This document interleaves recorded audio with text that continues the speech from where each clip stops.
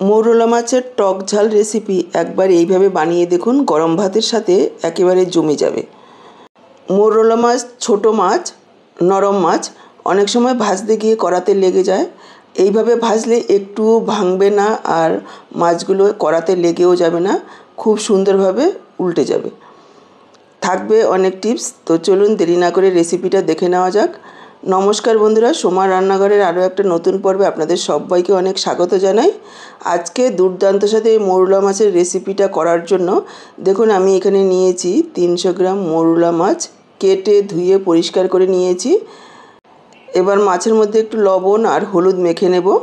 দিয়ে দিচ্ছি পরিমাণ মতো লবণ, দিয়ে দিচ্ছি সামান্য একটু হলুদ গুঁড়ো। খুব বেশি হলুদ দেওয়া যাবে না, যেহেতু টক ঝাল, টকের মধ্যে হলুদের পরিমাণটা বেশি পড়লে গন্ধ লাগবে, খেতে ভালো লাগবে না।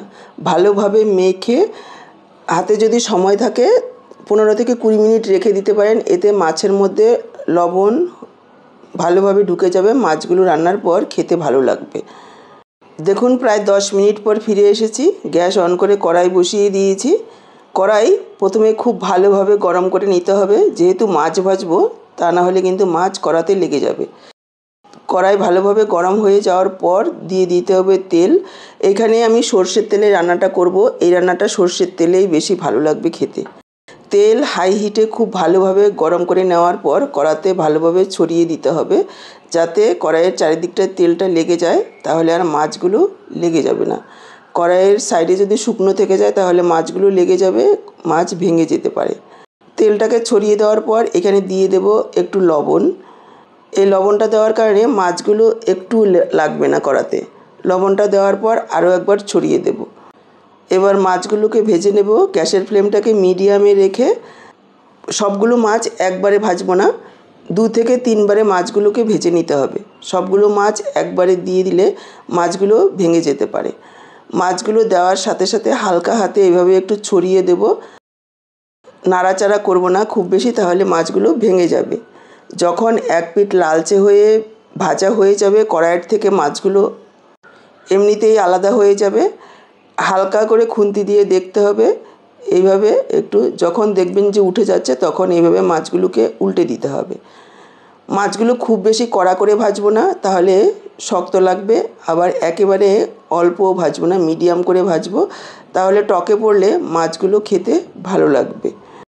দর্শক বন্ধুরা, আজকের পুরো ভিডিওটা দেখুন। আশা করছি আজকের ভিডিওটা আপনাদের ভীষণই ভালো লাগবে। যদি ভালো লাগে অবশ্যই একটা লাইক করবেন, শেয়ার করবেন, আর এইরকমই রান্নার রেসিপি পাওয়ার জন্য চ্যানেলটাকে সাবস্ক্রাইব করে সাথেই থাকবেন। দেখুন প্রথম ব্যাচের মাছগুলো ভাজা হয়ে গেছে, আমি এবার তুলে রাখছি। তেলের পরিমাণটাও আমি একবারেই দিয়ে দিয়েছি। এরপর আর এই রান্নায় কোনো রকম তেল ব্যবহার করা যাবে না, যেহেতু টক ঝাল, টকের মধ্যে বেশি তেল পড়লে একটা আষ্টে গন্ধ আসবে, তাতে করে খেতে ভালো লাগবে না। প্রথম ব্যাচের মাছগুলো তুলে নিয়ে দ্বিতীয় ব্যাচের মাছগুলোও দিয়ে দিলাম। আমি যেইভাবে মাছ ভাজার কথাটা বললাম, এইভাবে যদি ভাজেন তাহলে অল্প তেলে ভাজলেও মাছ একটুও ভাঙবে না, দেখতেই পাবেন। দ্বিতীয় ব্যাচের মাছগুলো ভাজা হতে হতে এদিকে দেখুন আমি নিয়েছি কাঁচা আম। আমি এখানে 2টো কাঁচা আম নিয়েছি। আপনারা আমের পরিমাণ নিজেদের প্রয়োজন অনুসারে কম বেশি করে নিতে পারেন। এখন বাজার ভর্তি কাঁচা আম। এই কাঁচা আমের ডাল, মাছের টক খেতে ভীষণই ভালো লাগে। তাছাড়াও এই রেসিপিটা আপনারা কাঁচা তেঁতুল বা পাকা তেঁতুল, তারপর টক পালং বা চালতা, যে কোনো টক জিনিস দিয়ে রান্নাটা করতে পারবেন। দেখুন আমগুলোকে খোসা ছাড়িয়ে এইভাবে একটু লম্বা লম্বা করে কেটে নিচ্ছি। খুব বেশি মোটা করে কাটবো না, তাহলে আমগুলো খাওয়ার সময় বেশি টক লাগবে, ভেতরে লবণ ঝাল ঢুকবে না। আর এইভাবে সরু করে কাটলে রান্নাটাও তাড়াতাড়ি হয়ে যাবে। 2টো আমি কেটে ধুয়ে নিয়ে চলে আসলাম। আর এদিকে দেখুন দ্বিতীয় ব্যাচের মাছগুলো উল্টে পাল্টে একেবারে লালচে করে ভেজে নিয়েছি। এবার মাছগুলোকে তুলে রাখছি। মাছগুলোকে তোলার পর দেখুন 1 চা চামচ পরিমাণ তেল রয়েছে। এখানে আর আলাদা করে তেল যোগ করার প্রয়োজন নেই, এই অল্প তেলেই রান্নাটা করতে হবে, তাহলে খেতে ভালো লাগবে।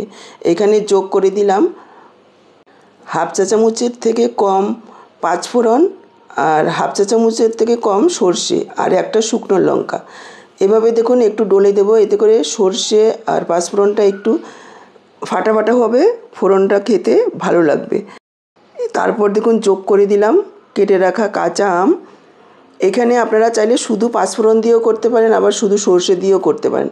দুটো একসঙ্গে মিশিয়ে দিলে গন্ধটা কিন্তু খুব সুন্দর আসবে। আমগুলোকে দেওয়ার পর 1 মিনিট মতো এইভাবে একটু নাড়াচাড়া করে ভেজে নেব। তারপর এখানে যোগ করে দেব পরিমাণ মতো লবণ। লবণটা বুঝে দিতে হবে, মাছের মধ্যেও লবণ মেখে রাখা হয়েছে। আবার মাছ যখন ভেজেছি কড়াতেও লবণ দিয়েছি, সেই বুঝেই লবণটা দিতে হবে। আর সামান্য একটু হলুদ গুঁড়ো, খুব বেশি হলুদ এখানে দেওয়া যাবে না। নাড়াচাড়া করে মিশিয়ে নিলাম। এবার যোগ করে দেব জল। জলের পরিমাণটা আপনারা যতটা পাতলা রাখবেন সেই পরিমাণ বুঝে দেবেন। এটা কিন্তু পাতলা ঝোলই খেতে বেশি ভালো লাগে, তবে আপনারা আপনাদের ইচ্ছে মতো কম বেশি করে নিতে পারেন। আমি এখানে প্রায় 3 কাপ পরিমাণ জল দিয়ে দিয়েছি। দিয়ে দিচ্ছি একটু লাল লঙ্কার গুঁড়ো। ঝালটা আপনারা নিজেদের পরিমাণ বুঝে দেবেন।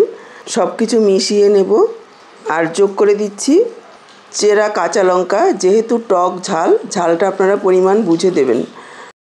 আর যোগ করে দিলাম প্রায় 2 টেবিল চামচ পরিমাণ চিনি। মিষ্টিটাও আপনারা নিজেদের স্বাদ অনুযায়ী দিতে পারেন। অনেকে একটু টক ঝাল মিষ্টি পছন্দ করেন, আবার একটু বেশি টক পছন্দ করেন কেউ, সেই বুঝেই মিষ্টিটা যোগ করতে হবে। তবে চিনি একটু দিলে খেতে ভালো লাগবে। এবার ঢাকা দিয়ে গ্যাসের ফ্লেমটাকে হাইতে রেখে প্রায় 4-5 মিনিট রান্না করে নেব, যাতে করে আমগুলো সেদ্ধ হয়ে যায়, ঝোলটাও ভালোভাবে ফোটে। এতে করে ঝোলের টেস্ট অনেকটাই বেড়ে যাবে। দেখুন ঢাকা দিয়ে প্রায় 4-5 মিনিট রান্না করে নিয়েছি। আমগুলো খুব সুন্দরভাবে সেদ্ধ হয়ে গেছে। এবার আমি যোগ করে দিচ্ছি ভেজে রাখা মৌরলা মাছ। মাছগুলোকে দিয়ে আরও একবার মিশিয়ে নেব হালকা হাতে। তারপর ঢাকা দিয়ে 2 মিনিট রান্না করব, খুব বেশি রান্না করার প্রয়োজন নেই। দেখুন ঢাকা দিয়ে প্রায় 2 মিনিট রান্না করে নিয়েছি। এই সময় লবণ মিষ্টি ঝালটা একটু চেক করে নেবেন। তৈরি হয়ে গেছে আমাদের দুর্দান্ত স্বাদের কাঁচা আম দিয়ে মৌরলা মাছের টক। এটা রান্না করা যেমন সহজ, খেতেও সেই রকম সুস্বাদু। গরমের দুপুরে এই রকম একটা মাছের ঝোল বানিয়ে নিলে আর কিচ্ছু রান্না করতে হবে না, এতটাই টেস্টি হয়। খেয়েও তৃপ্তি পাবেন, শরীরও ভালো থাকবে। আমি এবার পরিবেশন করে দিচ্ছি। এটা গরম ভাতের সাথে, গরমের দুপুরে গরম ভাতের সাথেই ভালো লাগবে। আজকের পুরো ভিডিওটা দেখে কেমন লাগলো কমেন্ট বক্সে জানাতে ভুলবেন না। ভালো লাগলে লাইক, শেয়ার আর সাবস্ক্রাইব করে সাথেই থাকবেন। আরও এরকমই ভিডিও পাওয়ার জন্য চ্যানেলটাকে সাবস্ক্রাইব করবেন। ফেসবুক পেজ থেকে দেখে থাকলে পেজটাকে ফলো করবেন। আজকে এই পর্যন্ত, আবার চলে আসবো এরকমই নতুন কোনো রেসিপির সাথে। সবাই ভালো থাকুন, সুস্থ থাকুন। আপনাদের সবার সুস্থতা কামনা করে এখানেই শেষ করছি। সবাইকে অসংখ্য ধন্যবাদ পুরো ভিডিওটা দেখার জন্য।